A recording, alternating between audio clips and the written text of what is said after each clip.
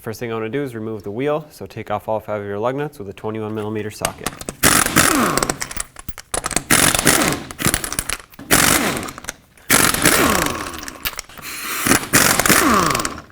Now take the wheel off. If it's stuck on here, go ahead and put a lug nut back on so it doesn't fall off, and then use a rubber mallet and hit it from the backside. That should pop it right off.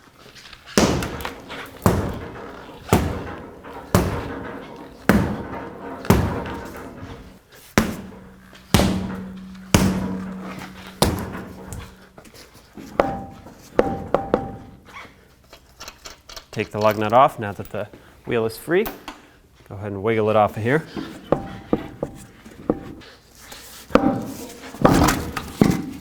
All right, take the wheel off. And now with the wheel off, I'm going to take the cotter pin out of this upper ball joint, straighten it out as much as possible, and try to remove it. Sometimes it's too rusted and can't be removed, in which case you can just cut it flush with the nut and then just take the nut off over the cotter pin, and we'll have to drill it out. In this case, looks like I'm able to get it out of here, which is good.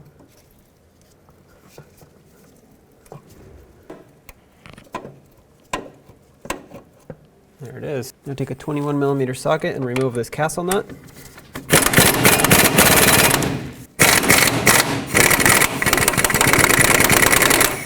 Leave it on a few threads. Then we're going to use a hammer right here on the knuckle, and that's going to pop the ball joint free off of the knuckle.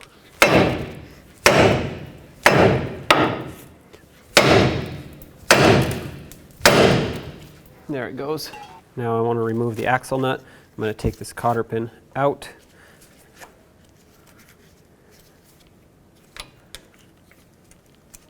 Now take off this little cover, and then with a 36mm socket, we can remove the axle nut. Make sure that the axle pushes through. If it's seized in here, use a hammer and punch it through. I'm going to take a pry bar, pry down on this control arm so that I can remove the nut completely. And then once I let up on the control arm, be careful because several things are going to happen. One, the knuckle's going to want to come forward, and two, the axle's going to want to pull out of the knuckle. So make sure you pay attention to both of those things.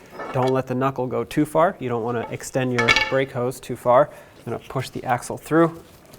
There we go. Let the knuckle come forward. I'm going to take off the two 18mm caliper mounting bolts so I can get the caliper off so I can move this knuckle further out.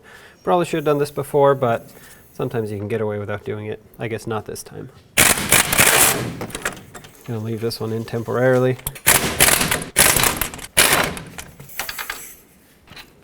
Take off the caliper. I'm going to set it up on top of the upper control arm. Now to unbolt the axle from the differential, you have to use a 12mm socket. And once you get it on here, just go ahead and take out all the bolts. You're going to have to spin the axle to get to the next one.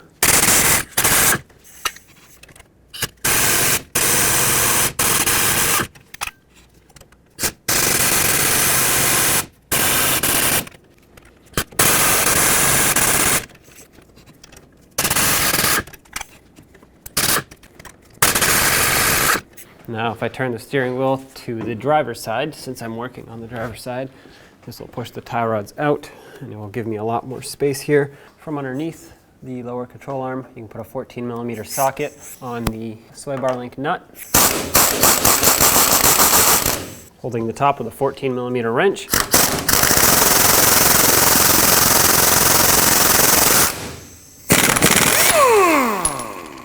At this point from the top, well, this sleeve right here in the middle is frozen completely on there, so there are several options. One, we can cut it. Two, I can try and open up the sleeve and see if I can split it or basically just get rid of it in some way, shape, or form. I'm going to try, and if I can't succeed within a few tries, I'm just going to take my cutoff wheel, cut this thing right here, and be done with it.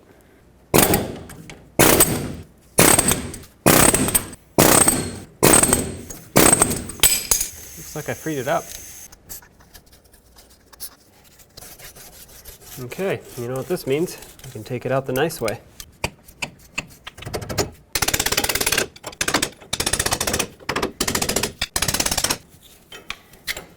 Okay, and there you have it. Sway bar link is removed. Okay, now bring the axle to the side here, and then take it out of the knuckle. Try to get this to clear. There we go. And there you have it. Axle is removed. There it is. I can just pull it out the backside over here. There's your axle. Take the new axle shaft, slide it in here. Before I put it in through the knuckle, I'm going to put some anti-seize on the splines of the axle. That way it doesn't seize up in the future. So I'm going to set it right here. Let's put a little bit of anti-seize on it. You don't need a lot, just thin coating.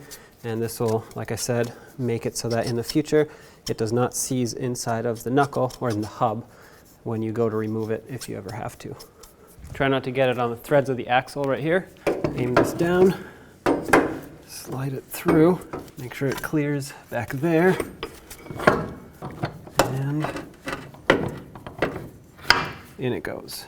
I cleaned up the bolts for the axle, all of them, and I put blue thread locker on them. They had thread locker already from the factory, so you have to put that back on. And now I'm just gonna try to line up the first one. Once the first one's lined up, it'll be easier to line up the rest of them. And it's gonna want to spin on you, but just try to hold it in place. All right. Once two are in, it's gonna be a lot easier to put the other ones in, because now you can spin it and it'll sort of stay in place.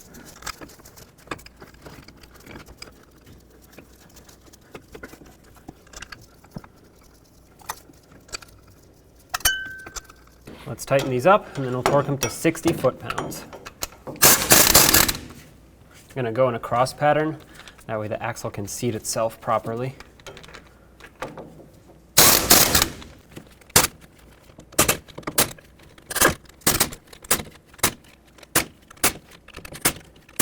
Now to torque this, I'm going to put a pry bar in between the bolts and the axle and hold it while I spin this to torque it. Again, the torque for this is 60 foot-pounds.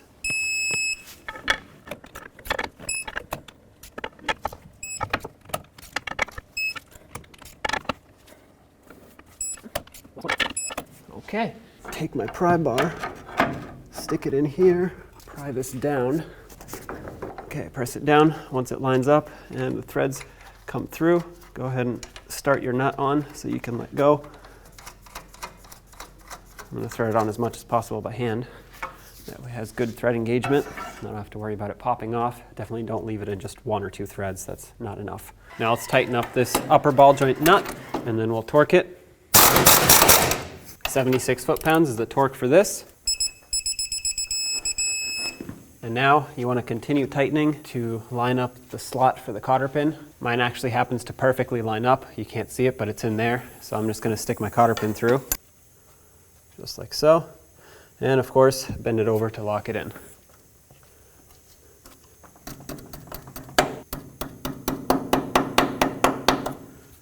Now let's put on the axle nut, snug it up, and torque it to 254 foot-pounds. I'm going to use my air gun to snug it up because it'll be way faster, but I won't be tightening it with it. It's important not to do that because you don't want to over-tighten it. It'll put too much preload on the bearing and it'll wear out prematurely.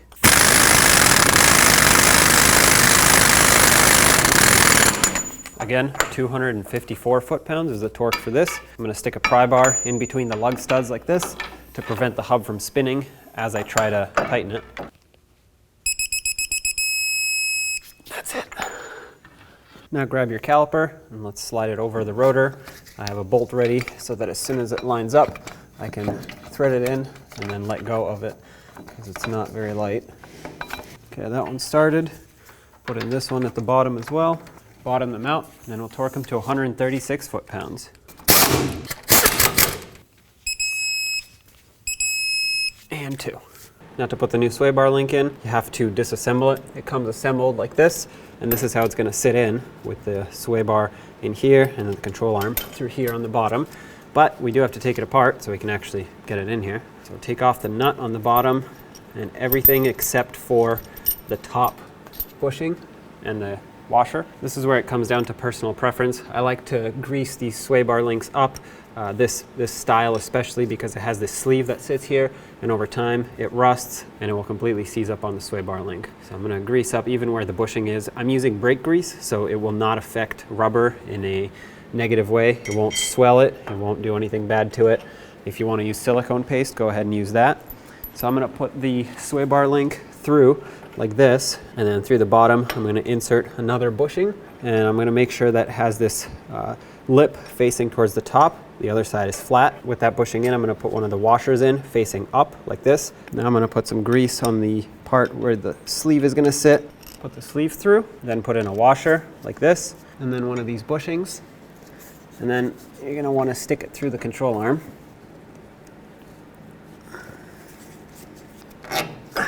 Push it down. The other side is still attached, so that's why this is a little stiff. But if anything, that helps us out because it squeezes this down, and you'll see in a second why. It'll allow for more threads to be down there. And now underneath, you can see all the threads that are sticking through.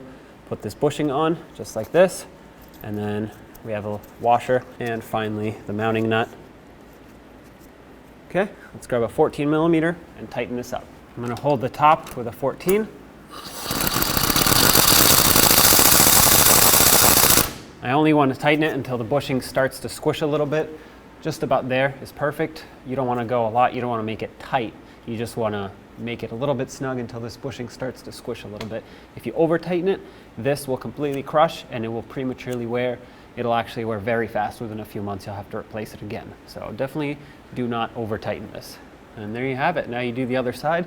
I suggest doing them in pairs because they do wear out, and you might as well get it over with now. Let's put the wheel back on. Put on all 5 of your lug nuts and torque them to 150 foot-pounds. That is if you have the 5 lug wheel pattern. If you have 7 lugs, then you want to torque them to 100 foot-pounds.